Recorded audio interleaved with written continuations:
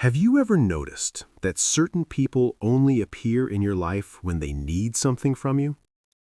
Have you ever sacrificed your own plans, your rest, your health, or your inner calm just to rescue someone who vanishes the instant their problem is solved? If any of that sounds familiar, then this story was written for you.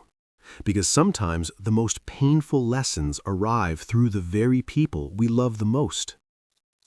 In a quiet village, nestled between rolling hills and old stone walls, there lived a man named Marcus. He was the kind of person everybody knew by name. If a neighbor's water pipe burst, they called Marcus. If someone needed furniture moved before sunset, they showed up at Marcus's doorstep. If a widow down the lane needed company on a lonely evening, she sent for Marcus without hesitation. And Marcus never, not once, turned anyone away. He would flash his warm, easy grin and say, "Don't worry, I'm on my way." He genuinely believed that generosity defined a person's worth, and the villagers showered him with praise for his selflessness. "What would we do without you, Marcus?" they often said. But quietly, almost invisibly, Marcus's own life was falling apart. The paint on his house was peeling, a cracked window let cold air pour through his bedroom every night. His small vegetable patch, the one he had dreamed of turning into a proper garden, sat neglected, overgrown with weeds.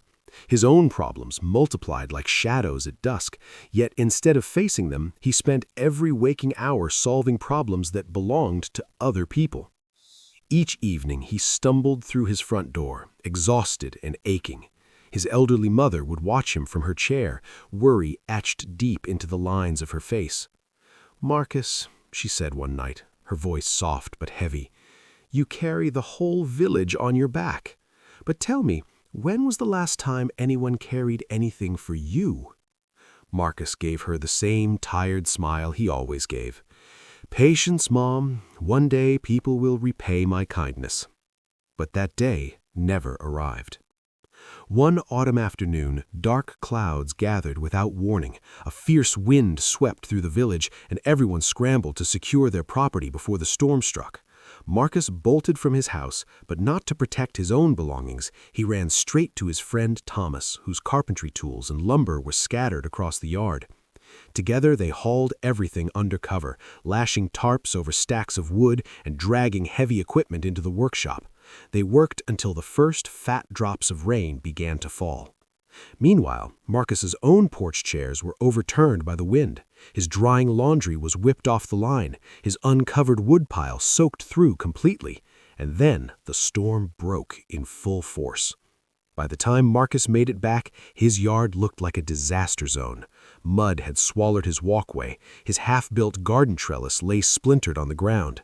He stood in the downpour, rain streaming down his face, staring at the ruin of everything he had neglected. His mother appeared behind him, draping a dry blanket over his shoulders.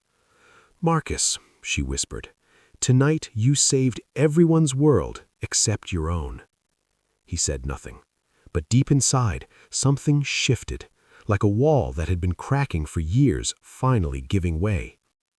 The following morning, still sore and unsettled, Marcus walked to the far edge of the village where an old woman named Mrs. Elena lived alone in a cottage surrounded by wildflowers. She was a retired schoolteacher, known for her sharp mind and gentle honesty. People said she could see through a person the way sunlight passes through glass. Marcus sat on her porch, and for a long moment he simply stared at the river winding through the valley below. Finally, he spoke. "Mrs. Elena, I don't know what I'm doing wrong.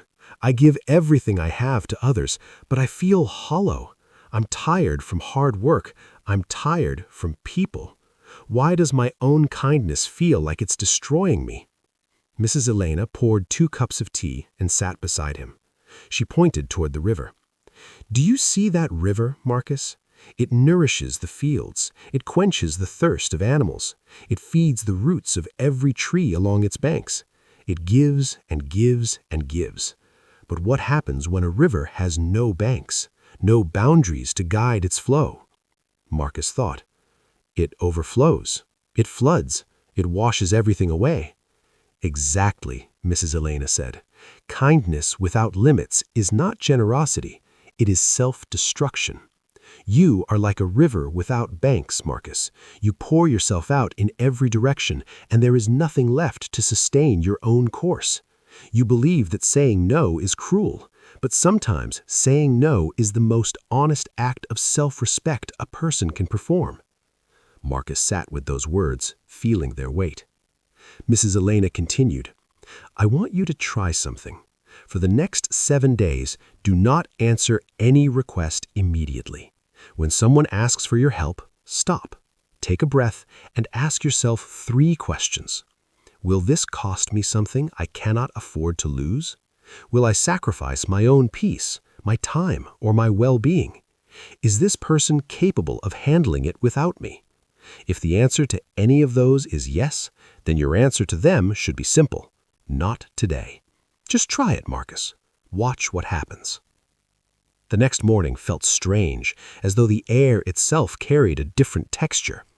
Around midday, Thomas jogged up to Marcus's gate, slightly out of breath. Thomas, I need help hauling a load of bricks to the other side of the village. Come on, let's go. Marcus glanced at his own cracked window, the one that had been letting in cold drafts for months. His instinct screamed at him to say yes, to grab his coat and follow, but Mrs. Elena's words echoed in his mind. He took a slow breath. Thomas, I'm sorry, I can't today. I've got my own repairs to deal with. If you still need a hand tomorrow, I'll see what I can do. Thomas blinked as if he hadn't heard correctly. You're turning me down? You've never said no before. Marcus met his gaze steadily. I know, but today I need to take care of my own house. Thomas walked away, visibly annoyed. A pang of guilt twisted in Marcus's chest, but he stayed. He pulled out his tools, measured the glass, and by late afternoon, the window that had been broken for months was finally sealed and clear. Cold air no longer crept through his bedroom. Standing back, Marcus felt something unfamiliar, a quiet pride. Not the kind that comes from applause, but the kind that rises from within when you finally do something for yourself. Over the following days, more requests came. A neighbor wanted Marcus to paint her garden gate. Another asked him to babysit on short notice. A third wanted help organizing a storage shed. To each of them, Marcus offered the same calm, respectful response. I appreciate you thinking of me, but I'm taking care of my own things right now. And each evening, instead of collapsing into bed feeling drained and used, Marcus felt something remarkable: lightness. A quiet stillness filled his chest, like the surface of a pond after the wind dies down. On the 5th day, gray skies returned, and rain hammered the village once more. This time, water began dripping through his ceiling. He stood in his kitchen, watching the drops fall into a bucket, and he waited. Surely, he thought, someone would come. After all the roofs he had patched, all the leaks he had fixed for others, someone would knock. No one did. Not a single soul. He could have felt bitter. He could have let resentment swallow him whole, but instead, something unexpected rose up inside him: resolve. He climbed onto his own roof with a hammer, nails, and patching material.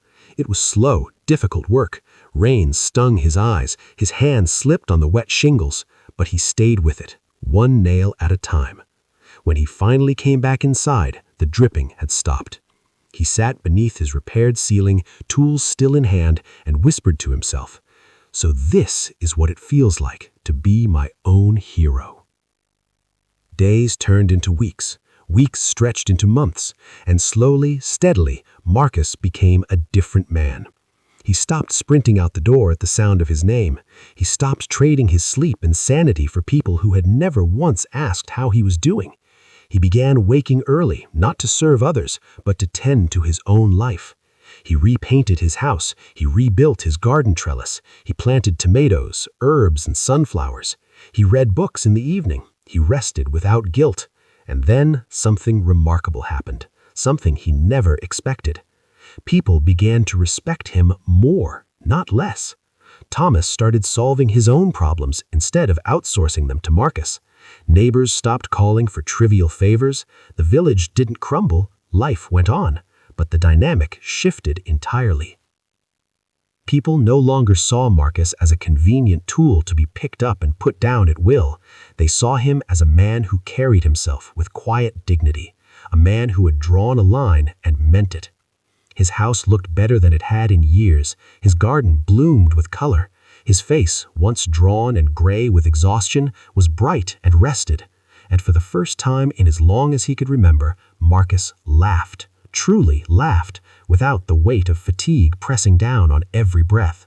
He was no longer the man who was always available. He was the man who had finally chosen himself. One crisp afternoon, Mrs. Elena came to visit. She walked through his gate and stood quietly, taking in the vibrant garden, the freshly painted walls, the mended fence, and the peaceful expression on Marcus's face as he sat reading on his porch. She smiled softly and asked, "So, Marcus, did the world collapse when you stopped saying yes to everyone?"